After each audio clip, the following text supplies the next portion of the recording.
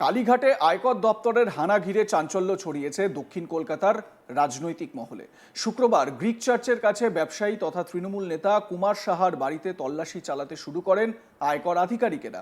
বাড়ির বাইরে মোতায়েন কেন্দ্রীয় বাহিনী আর বাইরে জড়ো হয়ে থাকা কর্মী সমর্থকদের বিক্ষোভ, সব মিলিয়ে এলাকায় তৈরি হয়েছে এক তীব্র উত্তেজনার পরিবেশ। কিন্তু এই ঘটনার পরেই সামনে আসছে আরো বড় প্রশ্ন, কে এই কুমার সাহা? কিভাবে তিনি দক্ষিণ কলকাতার রাজনীতিতে এতটা প্রভাবশালী হয়ে উঠলেন? আর তার সঙ্গে মুখ্যমন্ত্রী মমতা ব্যানার্জির সম্পর্কই বা ঠিক কতটা গভীর? প্রথম জীবনে তৃণমূল নেতা অনুপবাবুর ছত্রছায়ায় ছিলেন কুমার। সে সময়ে তার সঙ্গী ছিল মোটাবাবু, নোনো, পাম্পিরা। এখনো তারাই কুমারের সঙ্গী। পরে অবশ্য কংগ্রেসের কিছু নেতার ঘনিষ্ঠ হয়ে ওঠেন কুমার। তৃণমূলের এক নেতার দাবি, 50টা মোটর বাইকের কনভয় ছাড়া রাস্তায় বেরোয় না। রাসবিহারী এবং ভবানীপুর এলাকায় সমাজবিরোধী শ্রীধর ও মুন্না পাণ্ডের সঙ্গে একসময় লড়াই ছিল কুমারের। কয়েক বছর ধরে নিজেরা সন্ধি করে চলছে। কুমারের সঙ্গে চুক্তি অনুযায়ী এখন শ্রীধর, মুন্নারা আর কুমারের এলাকায় ঢোকে না। প্রথমে ঘটনাটা সেটা কি একটু বলি। শুক্রবার সকাল হঠাৎ করেই আয়কর দপ্তরের একটি দল পৌঁছে যায় কালীঘাটের গ্রিক চার্চ সংলগ্ন এলাকায় কুমার সাহার বাড়িতে। শুরু হয় তল্লাশি। কেন এই অভিযান তা প্রথমে স্পষ্ট না হলেও ঘটনাটি যে শুধুই একটি সাধারণ আয়কর অভিযান নয় তা দ্রুতই বোঝা যায়। কারণ প্রায় একই সময় দক্ষিণ কলকাতার আরেক প্রভাবশালী নেতা, তৃণমূল নেতা তথা প্রার্থী দেবাশিস কুমারের বাড়িতেও হানা দেয় আয়কর দপ্তর। ফলে স্বাভাবিকভাবেই প্রশ্ন ওঠে, এই দুই অভিযানের মধ্যে কি কোনো যোগসূত্র রয়েছে? এই প্রশ্নের উত্তর খুঁজতে গেলে ফিরে তাকাতে হয় কুমার সাহার রাজনৈতিক যাত্রাপথের দিকে। পেশায় ব্যবসায়ী হলেও কুমার শুধুমাত্র ব্যবসার গণ্ডিতে আটকে থাকেননি, বরং রাজনীতির মাঠে নিজেকে প্রতিষ্ঠিত করেছেন এক প্রভাবশালী সংগঠক হিসেবে। তার রাজনৈতিক জীবনের শুরু কংগ্রেসে এবং তিনি দীর্ঘদিন ছিলেন প্রয়াত কংগ্রেস নেতা সোমেন মিত্রর ঘনিষ্ঠ অনুগামী। সোমেন মিত্রর হাত ধরেই তৃণমূলে যোগ দেন কুমার সাহা। যদিও মাঝপথে মতপার্থক্যের জেরে তিনি আবার কংগ্রেসে ফিরে যান, কিন্তু সেই অধ্যায় দীর্ঘস্থায়ী হয়নি। পরে ফের তৃণমূল কংগ্রেসে প্রত্যাবর্তন। এই ওঠানামার মধ্যেই তিনি বুঝে নিয়েছিলেন, দলের ভেতরে টিকে থাকতে হলে শুধু রাজনৈতিক পরিচয় যথেষ্ট নয়, দরকার শক্তিশালী সংগঠন এবং মানুষের সঙ্গে সরাসরি যোগাযোগ। এই জায়গাতেই কুমার সাহার উত্থান। 2014 সালে যখন অভিষেক ব্যানার্জি তৃণমূলের যুব সংগঠনের দায়িত্ব নেন, তখন থেকেই দলের ভেতরে নতুন করে শক্তি সঞ্চার শুরু হয়। সেই সময় থেকেই কুমারের গুরুত্বও বাড়তে থাকে।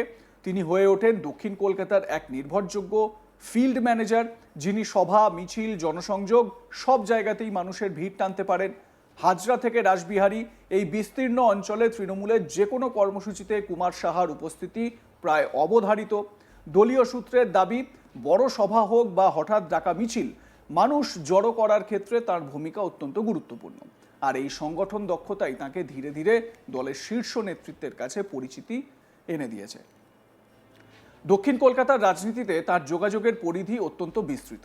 তৃণমূলের রাজ্য সভাপতি সুব্রত বক্সী থেকে শুরু করে দেবাশিস কুমার, প্রায় সব গুরুত্বপূর্ণ নেতার সঙ্গেই তার সুসম্পর্ক রয়েছে।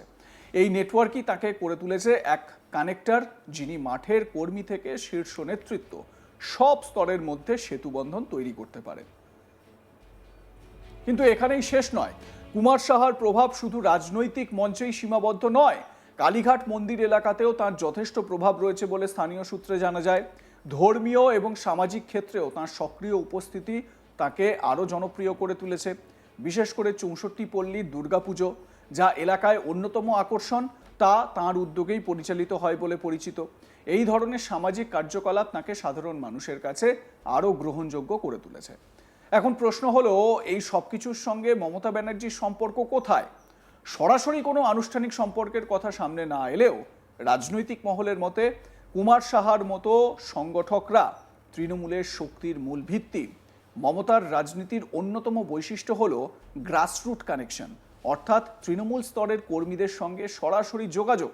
আর সেই কাঠামোর মধ্যেই কুমারের মতো নেতারা গুরুত্বপূর্ণ ভূমিকা পালন করেন। দক্ষিণ কলকাতা, বিশেষ করে কালীঘাট এলাকা মমতা ব্যানার্জির রাজনৈতিক শক্তির কেন্দ্র হিসেবে পরিচিত। এই এলাকায় যে কোনো সংগঠন পরিচালনা করতে গেলে স্থানীয় স্তরে শক্তিশালী নেতৃত্বের প্রয়োজন হয়। সেই জায়গাতেই কুমার সাহার মতো নেতারা সামনে আসেন। ফলে সরাসরি রাজনৈতিক পদে না থাকলেও তার ভূমিকা হয়ে ওঠে অত্যন্ত গুরুত্বপূর্ণ। এবার আসা যাক সাম্প্রতিক ঘটনা প্রবাহে। দেবাশিস কুমারের বাড়িতে আয়কর হানার পরপরই কুমার সাহার বাড়িতে তল্লাশি। এই ঘটনাকে ঘিরে জল্পনা তুঙ্গে। জানা গিয়েছে জমি সংক্রান্ত একটি মামলায় দেবাশিসকে একাধিকবার তলব করেছিল এনফোর্সমেন্ট ডিরেক্টরেট। আর তার কিছুদিনের মধ্যেই আয়কর দপ্তরের এই অভিযান নতুন করে প্রশ্ন তুলছে। সূত্রের খবর, দেবাশিস কুমারের সঙ্গে কুমার সাহার ঘনিষ্ঠ সম্পর্ক রয়েছে। এই তথ্য সামনে আসার পরই দুই অভিযানের মধ্যে সম্ভাব্য যোগসূত্র নিয়ে আলোচনা শুরু হয়েছে। যদিও সরকারিভাবে এখনো পর্যন্ত কিছুই স্পষ্ট করা হয়নি, তবুও রাজনৈতিক মহলে গুঞ্জন থামছে না। এদিকে কুমার সাহার বাড়ির বাইরে জড়ো হওয়া তৃণমূল কর্মী সমর্থকেরা এই অভিযানের বিরুদ্ধে সরব হন। তাদের দাবি এটি একটি রাজনৈতিক প্রতিহিংসা, কেন্দ্রীয় সংস্থাগুলিকে ব্যবহার করে বিরোধী নেতাদের হেনস্থা করা হচ্ছে। এই অভিযোগ নতুন নয়, কিন্তু প্রতিটি অভিযানের সঙ্গে সঙ্গে তা আরও জোরালো হয়ে উঠছে। অন্যদিকে বিরোধীদের বক্তব্য সম্পূর্ণ আলাদা।